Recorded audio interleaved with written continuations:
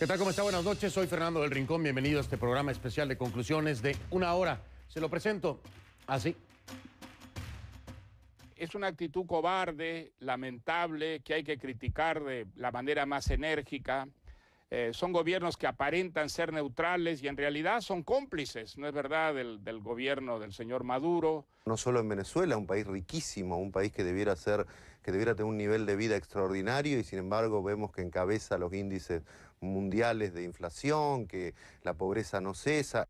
La situación de la propiedad en América Latina, por supuesto, no es la mejor, pero lo que está ocurriendo en Venezuela excede y trasciende cualquier experiencia negativa que pueda haber existido en América Latina.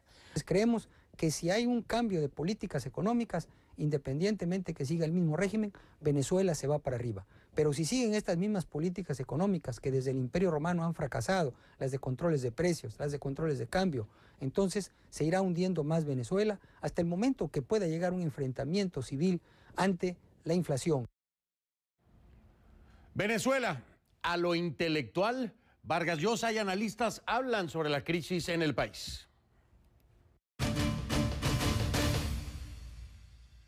Sus comentarios a través de las redes sociales, en Twitter, utilizando por favor la etiqueta para el programa de esta noche. El hashtag es concluintelectual, hashtag concluintelectual.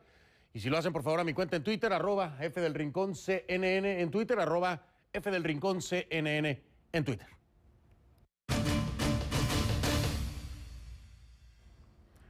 En Venezuela se lleva a cabo el seminario América Latina, la libertad es el futuro, organizado por el Centro de Divulgación del Conocimiento Económico para la Libertad, se dice por sus siglas. Esto en momentos en que el país suramericano vive una ola de manifestaciones, una crisis económica y política.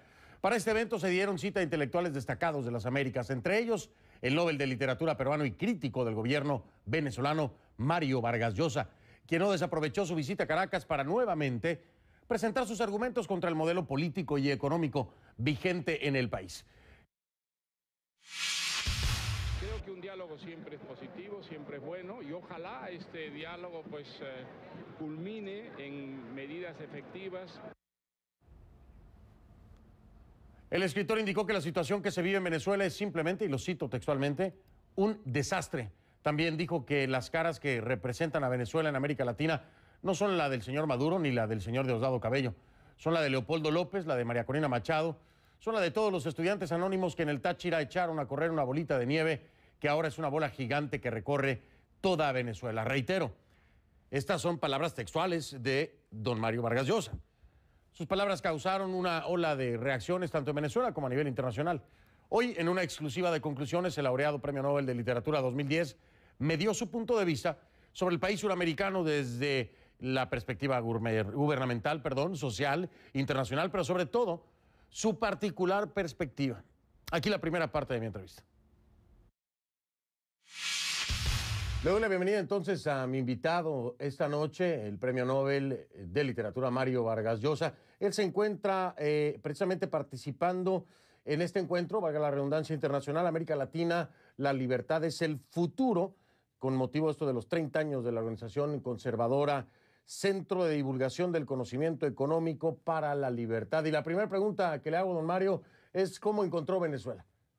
Bueno, pues mire, yo vuelvo después de 5 años a Venezuela. Las cosas han cambiado y yo diría que para mejor, aunque la situación económica esté mucho peor que entonces. Hoy día hay un movimiento en Venezuela muy grande, probablemente respaldado por la mayoría de la población, que quiere libertad, que quiere democracia, que quiere un cambio de la política económica que solo ha traído desabastecimiento, carestía, que quiere una disminución de la violencia criminal que ha vuelto peligrosas las calles, los pueblos de todo el país. En ese sentido, digamos, sí encuentro una Venezuela algo distinta de la que yo dejé hace 5 años. En el tema democrático, don Mario, ¿cómo encuentra a Venezuela? ¿La encuentra igual? ¿La encuentra mejor? ¿La encuentra peor? ¿Con qué tipo de cambio le parece que la democracia está ahora enfrentando Venezuela? No, yo creo que se ha deteriorado muchísimo. Mire, la situación económica es verdaderamente catastrófica. Es el país que tiene la inflación más alta de América Latina y creo que del mundo. Y es el país que tiene el crecimiento más pequeño en toda América Latina. Es un país que está yendo a pasos agigantados hacia la hiperinflación, que usted sabe significa pues la destrucción prácticamente de todo el sistema productivo.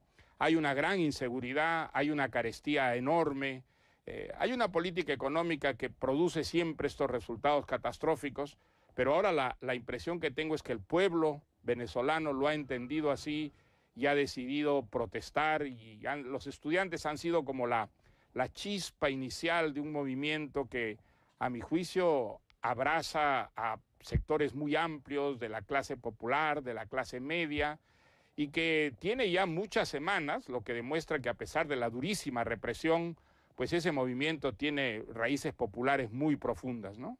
Precisamente hablando de estas manifestaciones, estas protestas, nosotros iniciamos la cobertura el 4 de febrero, que fueron las primeras protestas que se dan en San Cristóbal, Táchira, en la ULA, en la Universidad de los Andes.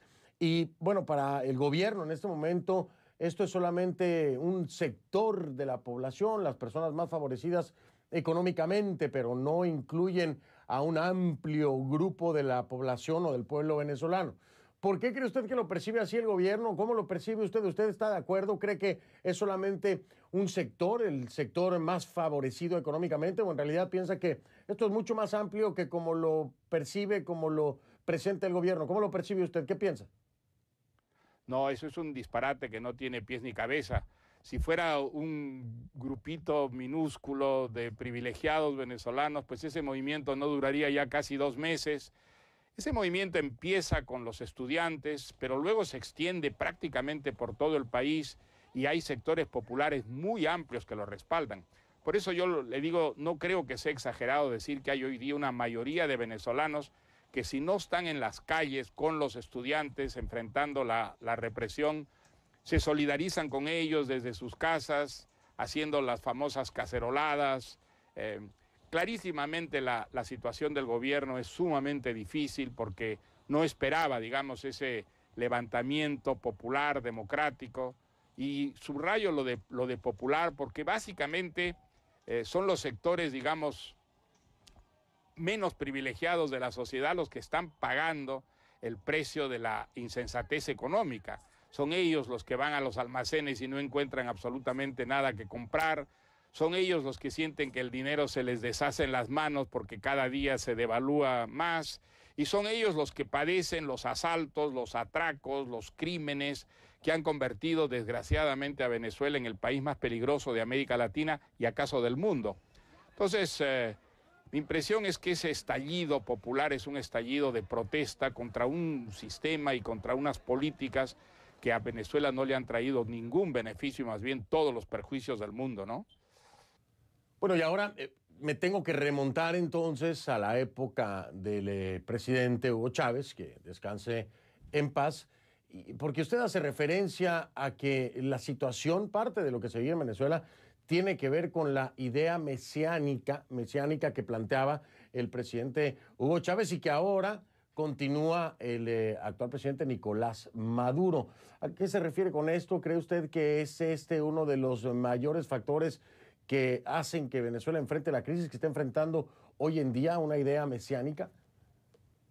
Bueno, pues mire, es la idea de que una revolución de tipo socialista, encabezada desde un gobierno todopoderoso, podía traer justicia social, igualdad a un país.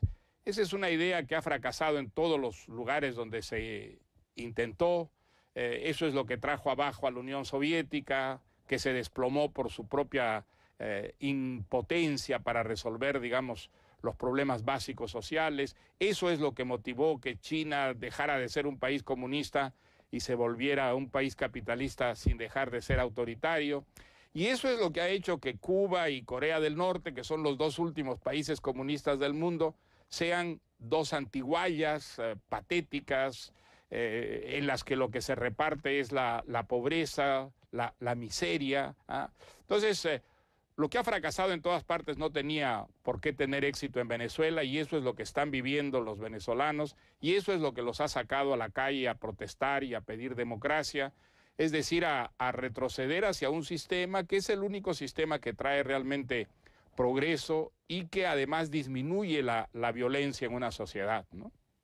Con todos estos países que no han reaccionado concretamente o que no han hablado directamente sobre el tema, sobre la crisis de Venezuela, usted ya los ha calificado como, si no cobardes, al menos sí tibios en cuanto a no manifestarse por la situación de Venezuela, otros países democráticos. Y mi pregunta es, ¿se están haciendo los locos o cómo es que lo percibe usted? ¿Cómo interpreta este silencio de otros países en Latinoamérica?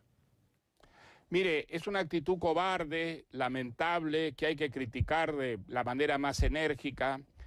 Son gobiernos que aparentan ser neutrales y en realidad son cómplices, ¿no es verdad?, del gobierno del señor Maduro. Están creando subterfugios para alargarle la vida artificialmente. Tengo la impresión de que estos gobiernos no representan el sentir de sus pueblos. Yo viajo mucho por América Latina y creo que en toda América Latina hay un sentimiento de admiración, de solidaridad hacia los valientes venezolanos que están dando realmente una batalla no solo por la libertad de Venezuela, sino por la libertad de América Latina. Y desgraciadamente, pues los gobiernos no hacen suya, ¿no es verdad?, esta política que es la que sus pueblos quisieran. No es la primera vez que ocurre, desgraciadamente en América Latina hay una tradición, ¿no es verdad? Pero de todas maneras yo creo que el movimiento de resistencia venezolano es tan fuerte, hay tanta voluntad de que las cosas cambien, que a pesar del poco apoyo internacional que reciben, al final van a triunfar. Y creo que no solamente será muy bueno para Venezuela, sino para América Latina, porque como usted sabe, la llamada revolución del socialista del siglo XXI, pues lo que quería era no quedarse en Venezuela, sino derramarse por toda América Latina. Había una cosa mesiánica, ¿no es verdad?, detrás de este movimiento, sobre todo en las épocas del comandante Chávez. Bueno, hoy día esa es una ilusión, eso no va a ocurrir por la situación catastrófica en que se encuentra Venezuela, pero de todas maneras yo creo que los resistentes venezolanos, esas mujeres, esos hombres, esos muchachos que se hacen maltratar, que se van a la cárcel, que son torturados, están luchando por la libertad de América Latina y América Latina debería responderle solidarizándose con ellos, ¿no? Marcamos una pausa, les recuerdo nuestras redes sociales en Facebook, facebook.com/conclusionesCNN y en Twitter, espero sus comentarios a mi cuenta, @FDelRincónCNN, @FDelRincónCNN. La etiqueta esta noche es numeral #concluintelectual, #concluintelectual. Ya vengo. Centroamérica todavía estaría llena de guerrillas y de guerras intestinas si fuera por Ya regresamos con la segunda parte de esta entrevista con el Premio Nobel de Literatura, Mario Vargas Llosa. Perdóneme, una exclusiva de Conclusiones. Venezuela a lo intelectual.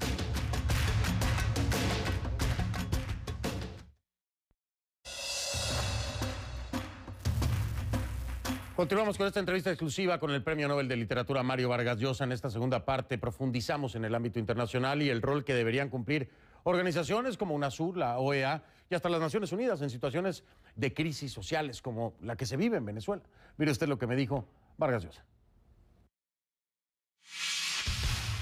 Muchas personas piensan que el hecho de que no se dé reacción por parte de otros gobiernos de otros países latinoamericanos es precisamente un compromiso comercial, es decir, por el petróleo, para ser más concreto. La pregunta en torno a esto sería, entonces, ¿sería el tema económico? ¿Es el tema del petróleo? ¿O a qué adjudica usted el silencio de estos gobiernos? ¿Cuál sería el compromiso? ¿Cuál sería la excusa, el pretexto, la justificación para no participar? Mire, en algunos casos sí han recibido dádivas, son gobiernos que han sido sobornados, ¿no es verdad?, por el gobierno venezolano, con dádivas, con, digamos, acuerdos comerciales que eran muy positivos para ellos. Pero en muchos otros casos no, en muchos otros casos es simplemente miedo de despertar a una izquierda que podría atacarlos, que podría...